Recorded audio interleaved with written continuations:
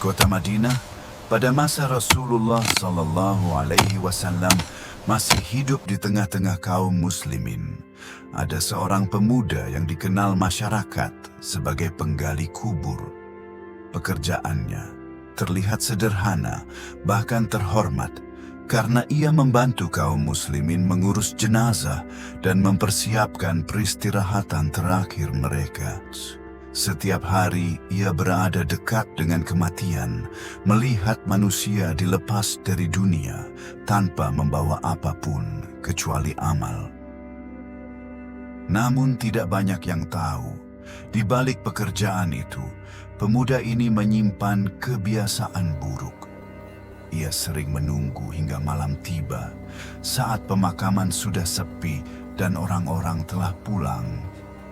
Ketika gelap menyelimuti kuburan, ia kembali menggali liang yang baru ditutup.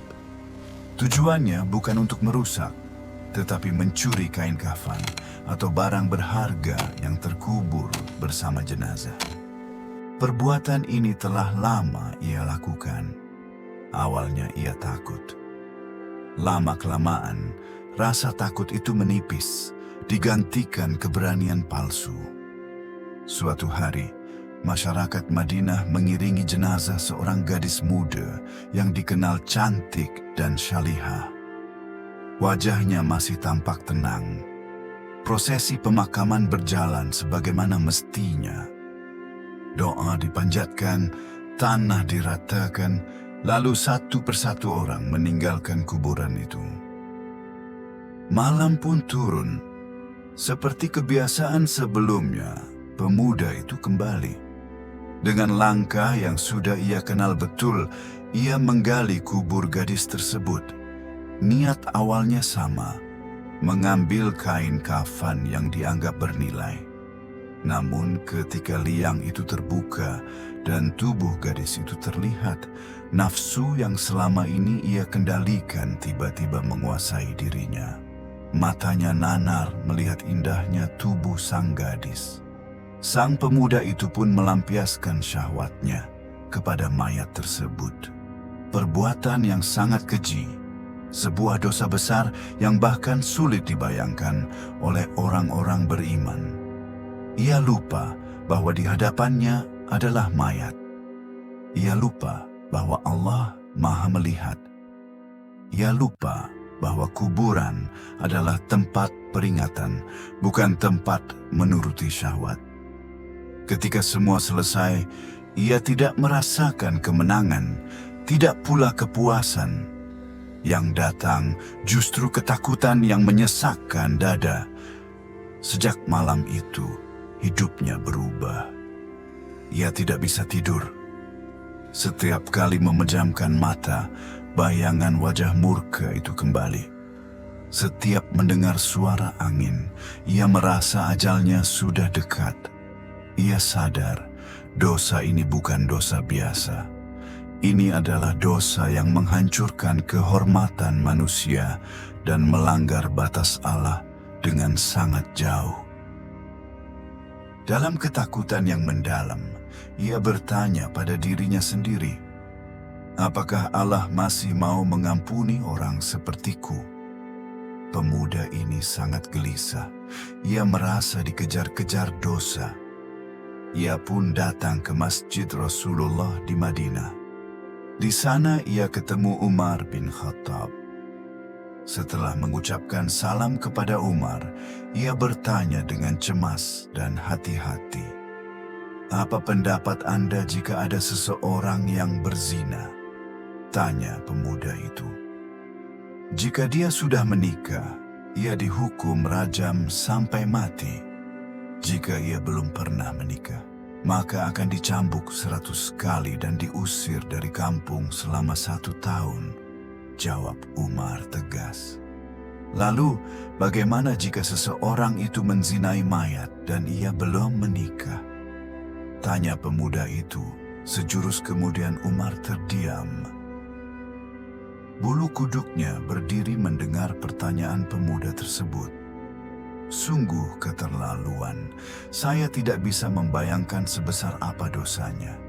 "Siapa gerangan orang yang melakukan perbuatan keji seperti itu?" tanya Umar gusar. "Saya sendiri, wahai Umar. Apakah Allah masih mau mengampuni perbuatanku?" Sang pemuda mulai bimbang. Umar terdiam. Ia masuk ke dalam masjid dan ia menangis. Rasulullah yang berada di masjid heran melihat kondisi Umar yang demikian itu. Setelah mengucap salam, Rasulullah SAW bertanya kepada Umar apa yang membuat dirinya bersedih seperti itu. "Di luar saya menjumpai seorang pemuda yang membuat bulu kuduk saya berdiri dan ia ingin bertobat dari dosanya," jawab Umar. Utsman bin Hasan bin Ahmad Ash-Shakir Al-Kahawbawi dalam kitabnya berjudul Durratun Nasihin menceritakan selanjutnya Rasulullah memerintahkan Umar bin Khattab untuk mengajak masuk pemuda tadi. Sang pemuda menangis, terseduh-seduh sehingga membuat Rasulullah penasaran. "Mengapa engkau menangis, wahai anak muda?" tanya Rasul. "Aku terlalu banyak dosa. Aku takut jika Allah akan marah kepadaku, ya Rasul," jawab pemuda itu. "Apakah engkau telah menyekutukan Allah dengan sesuatu atau engkau membunuh orang yang tidak bersalah?" tanya Rasulullah. "Tidak, ya Rasul. Saya tidak pernah melakukan kedua perbuatan itu," jawab sang pemuda. Rasulullah SAW berusaha menghibur anak muda itu. "Ketahuilah olehmu anak muda, Allah akan mengampuni dosamu sekalipun dosamu sebesar 7 kali lipat langit dan bumi. Apakah dosamu sebesar Ummul Kursi?" tanya Rasulullah. "Lebih besar dari itu, ya Rasul," jawab pemuda itu. "Apakah sebesar Arsy?" tanya Rasulullah penasaran. "Saya kira lebih besar dari itu, ya Rasul," jawab sang pemuda di tengah isak tangisnya. "Sebenarnya dosa apa yang kau lakukan? Coba kau katakan kepadaku," pinta Rasul. "Sungguh saya malu untuk mengatakannya," jawab pemuda itu. "Jika tidak kamu katakan, maka dosa itu akan tetap membebani jiwamu," bujuk Rasulullah. Pemuda itu terdiam. Kepalanya menunduk melihat lantai masjid. Ia mulai memberanikan dirinya untuk mengatakan apa yang telah ia perbuat. 7 tahun saya bekerja sebagai penggali kubur. Suatu ketika ada mayat kaum Ansyar. Ia masih gadis dan sangat cantik. Secara diam-diam saya menggali kuburannya, lalu kubuka kain kafannya. Awalnya saya ingin meninggalkannya, tetapi syahwat saya bergelora. Maka kulampiaskan syahwatku dengan menzinahi mayat itu sampai puas. Setelah itu, saya tinggalkan begitu saja. Beberapa langkah saya hendak pergi meninggalkan kuburan itu.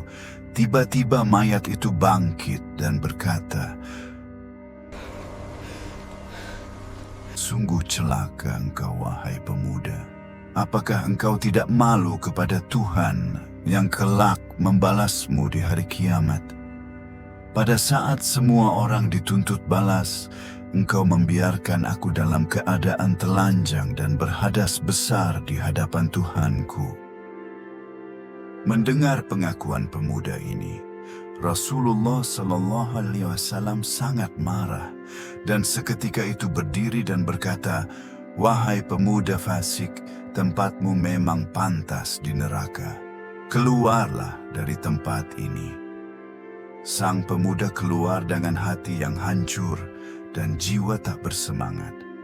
Tak ada harapan baginya untuk mendapatkan pengampunan dari dosanya. Sebenarnya, ia ingin bertobat dengan sebenar-benarnya kepada Allah.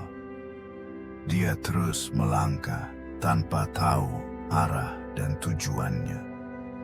Nabi ingin mendengar petunjuk langsung dari Allah, tentang peristiwa yang baru saja beliau dengarkan. Di sisi lain, pemuda itu kemudian pergi menyendiri dalam sebuah gua di gunung.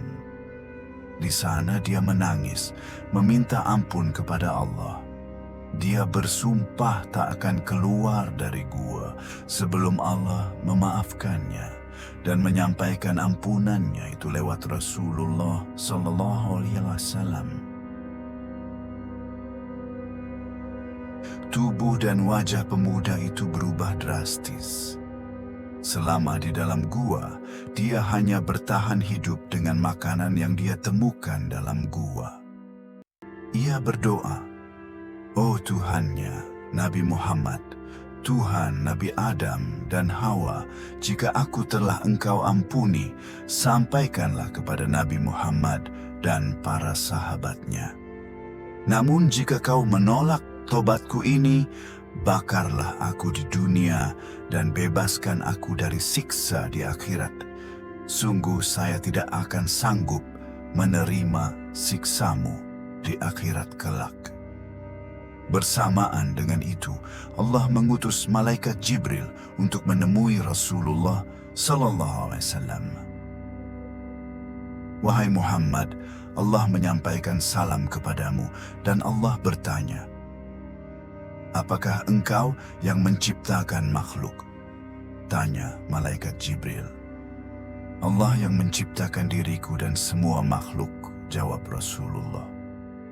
"Apakah engkau yang memberikan rezeki kepada mereka?" Tanya Jibril.